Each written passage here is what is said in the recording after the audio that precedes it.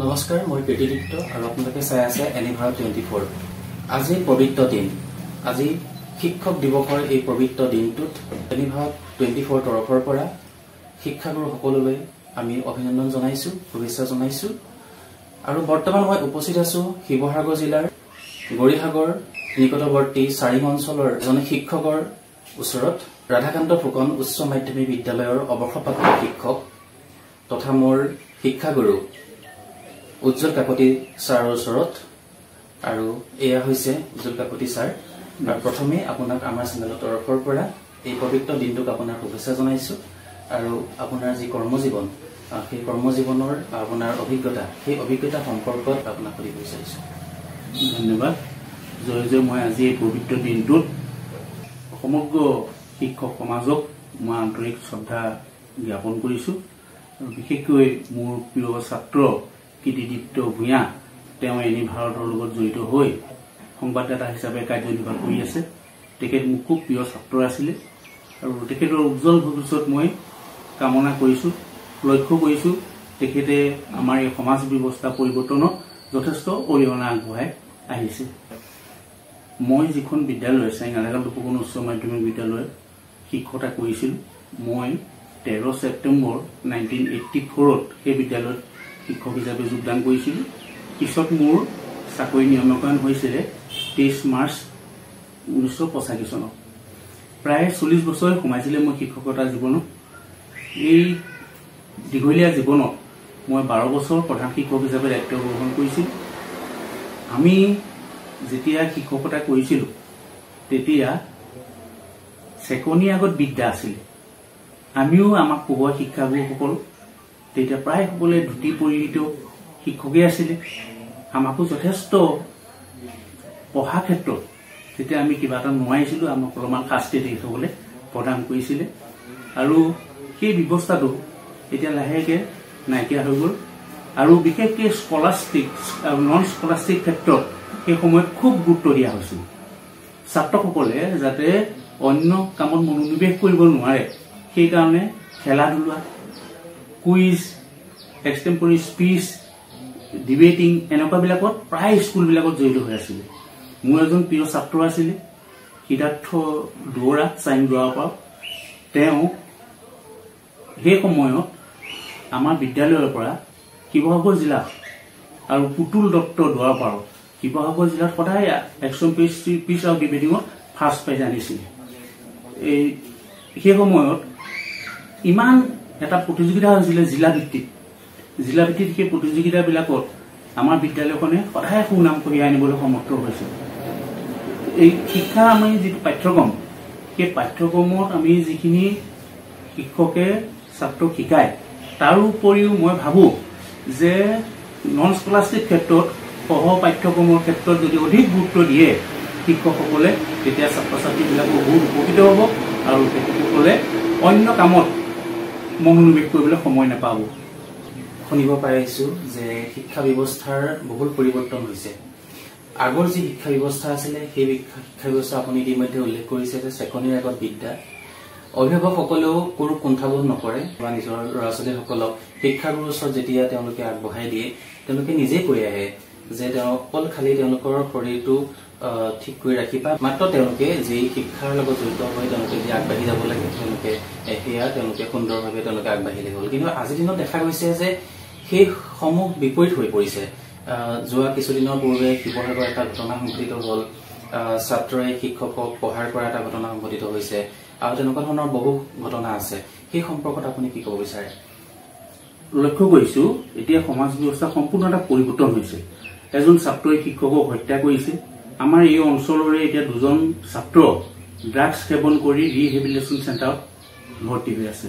এইটো কিয় হ'বলৈ পাইছে? মই নিশ্চয় ভাবিছো আমাৰ অভিভাৱকসকলৰ সচেতনতা অভাৱ হৈছে আৰু ছাত্ৰসকলৰ যিটো উদণ্ড পৰিৱেশ, গেং, যেতিয়া তেওঁলোকে গোটভিত্তিক গেং কৰি থাকে, এই গেংটোৱে যদি বেয়া পথে গুচি যায়, এজন ছাত্ৰৰ লগত কেইবাজনো ছাত্ৰ গুচি যোৱা মই মোৰ অভিজ্ঞতাৰ ফালৰ পৰা মই লক্ষ্য কৰি আহিছো। এই ক্ষেত্ৰত আমি সমাজ সচেতক শিক্ষক শিক্ষয়িত্ৰীৰ ভূমিকা, বিশেষকৈ এতিয়া যিসকলে কৃতি শিক্ষক পাইছে সেইসকল একোজন অগাধ পণ্ডিত তেখেতসকলো সমাজৰ বিভিন্ন সভা সমিতি অনুষ্ঠিত কৰি অভিভাৱকসকলক ছাত্ৰসকলক যদি আমি ভালকে বুজাব পাৰোঁ তেতিয়া এই ব্যৱস্থাটোৰ পৰা আমি কিছু উপশম হ'ম বুলি ভাবিছোঁ। এই যি সমাজ ব্যৱস্থা যি পৰিয়ালৰ লোকসকলৰ লগত যিসকল ছাত্ৰ ছাত্ৰী তেওঁলোক পৰিয়ালৰ লগতে তেওঁলোক সৰহসংখ্যক সময় তেওঁলোক অতিবাহিত কৰে, শিক্ষক তথা অভিভাৱকসকল যিটো তেওঁলোকৰ সম্বন্ধ আছিলে সেই সম্বন্ধটো আজি অকণমান দূৰত অৱস্থিত বুলি আপুনি ভাবেনে? কি ক'ব এই সন্দৰ্ভত? নিশ্চয় এটা শিক্ষা ব্যৱস্থাটো হ'ল এটা ট্ৰিএংগল প্ৰচেছ। শিক্ষক, ছাত্ৰ, অভিভাৱক সহসম্বন্ধ লাগিবই গোটেইকেইজনৰ মাজত। শিক্ষকে যেতিয়া ছাত্ৰৰ লগত বন্ধুত্বপূৰ্ণ সম্বন্ধ গঠন কৰে, অভিভাৱকৰ লগত যোগাযোগ ৰক্ষা কৰে, সেই ছাত্ৰজন বেয়া পথলৈ কেতিয়াও যাব নোৱাৰে। আৰু এটা শিক্ষকৰ এটা ডাঙৰ গুণ থাকিব লাগে যে ছাত্ৰজনক পটকে নামটো কাঢ়ি মাতিব পৰা হয়, চিনি পাব লাগে। তেতিয়া ছাত্ৰজনে উপলব্ধি কৰে যে মোক নামে সুধি চাই চিনি পায়, মোৰ মা দেউতাকক সকলোকে চিনি পায়। এইটো এটা পজিটিভ মানে থিংকিং। মোৰ তেনেকে বহুত ছাত্ৰ ভাল পথলৈ আনিবলৈ মই জীৱনত সক্ষম হৈছো। কিন্তু এতিয়া মই পঢ়ুৱা বহুত ছাত্ৰ ডাঙৰ ডাঙৰ পদত অধিষ্ঠিত হৈ আছে। যিসকলক অলপ শাৰীৰিক শাস্তি দিছিলো এতিয়া মোক বেছি শ্ৰদ্ধা তেওঁলোকেহে কৰে। মই উপলব্ধি কৰিছো মাতৃসকলৰ ভূমিকা যথেষ্ট থাকিব লাগিব আৰু আমাৰ সমাজ ব্যৱস্থা এটা পৰিৱৰ্তন কৰিব লাগিব।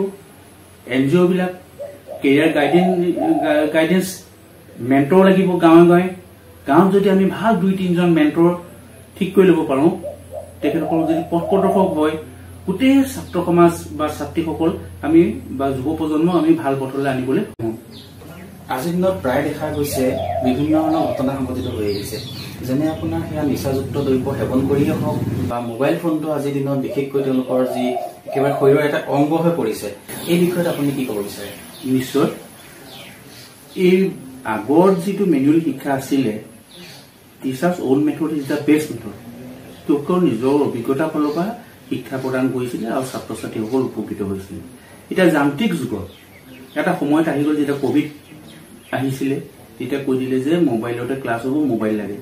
এনেকুৱা দুখীয়া আমাৰ অঞ্চলত BPL ছাত্ৰ ছাত্ৰী আছে, তেনেকুৱা মাটি বেছি মোবাইল ফোন কিনি দিছিলে।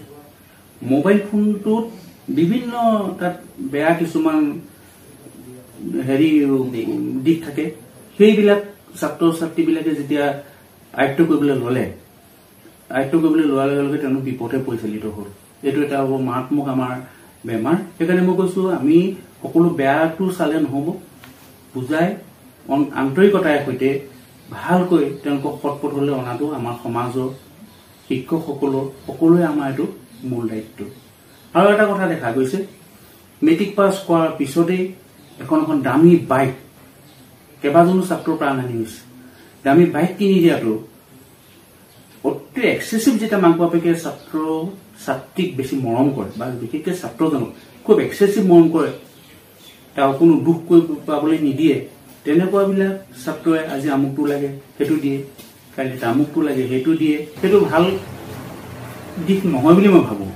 সময় আছে, তেওঁলোকে যেতিয়া ধৰক এটা নিৰ্দিষ্ট ষ্টৰ্মি ষ্টেজৰ পৰা পাৰ হৈ যায়, 18 years পিছত পাৰ হৈ যায়, তেওঁলোকক বুজাবলৈও ভাল, ক'বলৈও ভাল, কথাটো বুজি পায়। যিটো ষ্টৰ্মি ষ্টেজটোত তেওঁলোকে বুজি পাবলৈ নিবিচাৰে, যিকোনো সময়ত তেওঁলোক বেয়া সময়লৈ গুচি যায়। এইবিলাক মই এতিয়া এটা কথাই উপলব্ধি কৰিছো, আমি উঠি অহা নৱপ্ৰজন্মটো ভাল হ'বৰ কাৰণে আমি বিশেষকৈ গাঁৱে গাঁৱে কেৰিয়াৰ কাউন্সিলিং, ভাল মেণ্টৰ নিয়োগ কৰি তেখেতসকলক বিভিন্ন শৰীৰ চৰ্চা হওক, কালচাৰেল এক্টিভিটিজ হওক, শৈক্ষিক এক্টিভিটিজ হওক, এই সকলোবিলাকক জড়িত কৰি ৰাখিব পালে তেওঁলোকক 2 ঘণ্টা যদি আমি ৰেষ্ট দিওঁ, কিন্তু ভাল পথলৈ গুচি আহিব। হয়, যিহেতু বহুখিনি কথাই তেওঁ অভিজ্ঞতাৰ ফালৰ পৰা কৈ গৈছে, আমি আৰু এটা কথা আপোনাক সুধিব বিচাৰো। শিক্ষকসকলে হৈছে ছাত্ৰ ছাত্ৰীসকলৰ যি জীৱন পৰিক্ৰমাত তেওঁলোকৰ যি অৱদান, সেই মূল অৱদান। আৰু শিক্ষক সমাজে অকল চাকৰি নকৰি তেওঁলোকে অকল শিক্ষা ব্যৱস্থাটো অকল চাকৰি কৰ্মজীৱনৰ প্ৰতি তেওঁলোকে ব্যস্ত হৈ নাথাকি ছাত্ৰ ছাত্ৰীসকলৰ যি তেওঁলোকৰ ভৱিষ্যত, সেই ভৱিষ্যতৰ উত্তৰণৰ দিশে তেওঁলোকে কাম কৰাটো অতি জৰুৰী। আৰু আজিৰ দিনত সেই পৰিৱেশটো শিক্ষকসকলে সেই ছাত্ৰ ছাত্ৰীসকলৰ লগত যিটো পঢ়া যিটো ব্যৱস্থা শিক্ষাৰ যিটো ব্যৱস্থা সেই ব্যৱস্থাটো কি ধৰণে তেওঁলোকে আগবঢ়াইছে বুলি আপুনি অনুভৱ কৰে শিক্ষকৰ পূৰ্বপাঠটো জ্ঞান অতি প্ৰয়োজন কিছুমান অধ্যয়ন লাগিব এক্সাম্পল হিচাপে মই আপোনাক কৈছোঁ আজি আমাৰ doctor Sarvepalli Radhakrishnan ethics of Vedanta বুলি যিখন কিতাপৰ ওপৰত তেওঁ ডক্টৰেট হৈছিলে সেই পুথিখন মহান মহান দাৰ্শনিকসকলে পঢ়িয়ে পণ্ডিতসকলে পঢ়িয়ে অৰ্থ বুজি পায় সৰ্বসাধাৰণ মানুহে বুজি নাপায় আমি এতিয়া অংকশাস্ত্ৰ অধ্যয়ন কৰোঁ অংকশাস্ত্ৰ জ্যামিতিক শাস্ত্ৰ প্ৰথম উদ্ভাৱন কৰিছিলে ইউক্লিডছে কৈছিলে যে মোৰ কিতাপখন লেখাৰ পিছত কৈছিলে it may wait one century for it as God has waited 6,000 years for an observer ইউক্লিডে কৈছিলে মোৰ কিতাপখন 100 বছৰ পিছতে মানুহ বুজিব তেওঁ লেখা সময়ত মানে কৈছিলে যে কোনো বুজি নাই যে জ্যামিতিক শাস্ত্ৰ তেওঁ উদ্ভাৱন কৰিছিল 100 বছৰ পিছত নিউটন আহি নিউটনে ইউক্লিডছখনৰ সহায় লৈ ইউক্লিডছখন অধ্যয়ন কৰিহে তেওঁ বিশ্ববিখ্যাত এজন বৈজ্ঞানিক হ'ব পাৰিব নিউটনৰ কিতাপবিলাক পঢ়িবলৈ ইউক্লিডছখন ফাৰ্ষ্ট পঢ়ি ল'ব লাগিব এইটো এটা কণ্টিনিউৱাছ প্ৰচেছ আমি 6 পঢ়িলে 7 পঢ়োঁ 7 পৰা 8 9 10 এটা কণ্টিনিউৱাছ প্ৰচেছ এতিয়া প্ৰতি ছেকেণ্ডত এডুকেশ্যনেল এক্সপ্ল'শ্যন হৈছে সেইবিলাকো আমাৰ অতি প্ৰয়োজনীয় এই যে টাইম বুলেটিনবিলাক আহি আছে প্ৰতি ছেকেণ্ডত এডুকেশ্যনেল এক্সপ্ল'শ্যন হৈছে এই শিক্ষা বিস্ফোৰণ হৈছে নতুন নতুন সূত্ৰ আৱিষ্কাৰ হৈ গৈ আছে শিক্ষকসকলে ৰিড ফাষ্ট এইটো ষ্টাডি কৰিব লাগিব তেখেতসকলো অকল পাঠ্যপুথিকেইটা গৈ চিধা আজি কি আছে কৈ লেচনটো পঢ়ুৱাই দিলে মই ছাত্ৰ ছাত্ৰীসকল বিশেষ উপকৃত হ'ব বুলি নাভাবোঁ হয় আপোনাক পুনৰবাৰ পবিত্ৰ দিনটোত আপোনাক শুভেচ্ছা জনাইছোঁ আৰু আপোনাৰ সুস্বাস্থ্য কামনা কৰিছোঁ হয় এয়াই আছিল ৰাধাকান্ত ফুকন উচ্চ মাধ্যমিক বিদ্যালয়ৰ প্ৰাক্তন প্ৰধান শিক্ষক উজ্জ্বল কাকতি ছাৰ আৰু ছাৰৰ লগত আজি যি আমি এই বাৰ্তালাপ শিক্ষক দিৱসৰ পবিত্ৰ দিনটোত আমি আপোনালোকলৈ আগবঢ়ালো আমি আশা কৰিছোঁ সকলোৱে এই বাৰ্তালাপটি চাই